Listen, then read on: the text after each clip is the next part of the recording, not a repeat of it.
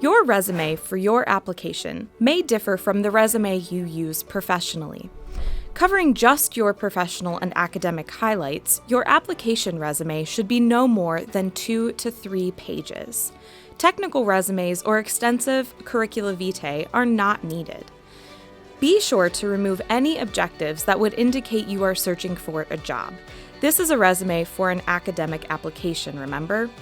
Formatting is important. We love to see that you put effort into making your resume presentable, as it demonstrates professionalism, which is an important skill in our programs. The end result should be easy to read with a focus on your academic and professional history.